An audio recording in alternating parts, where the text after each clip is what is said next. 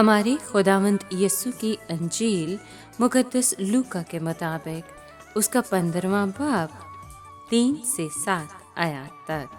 तुम में से ऐसा कौन आदमी है जिसके पास 100 भेड़ें हों और उनमें से एक खो जाए तो 99 को बियाबान में ना छोड़े और जब तक उसे ना पाए उस खोई हुई को ढूंढता ना फिरे, और जब पाए तो खुश होकर उसे अपने कंधे पर उठा लेता है और घर आकर दोस्तों और पड़ोसियों को बुलाकर उनसे यूं कहता है कि मेरे साथ खुशी करो, क्योंकि मैंने अपनी खोई हुई भेड़ पाई।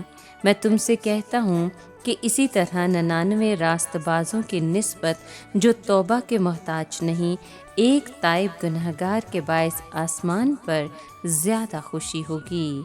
पाकलाम के पढ़े और सुने जाने पर खुदावंद की बरकत हो, खुदा का शुक्र हो। अजीज दोस्तों, खोई हुई भेड़ वो शख्स है जो मसीह यीशु के साथ चलते चलते आजमाइश की वजह से उसके रास्ते से भटक जाए।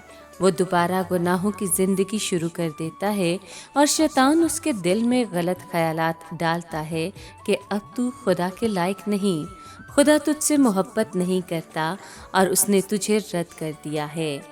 ये तमसील हमें सिखाती है कि मसीह यीशु जो अच्छा चरवाहा है, वो अपनी उन भेड़ों की जो सही रास्ते पर चल रही हैं, उनसे ज़्यादा उसे फ़िक्र अपनी उस भेड़ की है जो गुनाह और बदी के गड्ढे में फिर से गिर गई है। उस भेड़ को गड्ढे से निकालने के लिए मसीह यीशु उसका पीछा करता है। यीशु मसीह ने उसकी तरफ अपना हाथ बढ़ा रखा है ताकि वो बाहर आ जाए और सीधे रास्ते पर चले। यीशु मसीह दोबारा माफ़ करने के लिए तैयार हैं।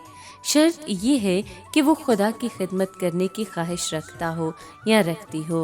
ऐसों को मसीह यीशु दोबारा माफ़ करने के लिए तैयार है।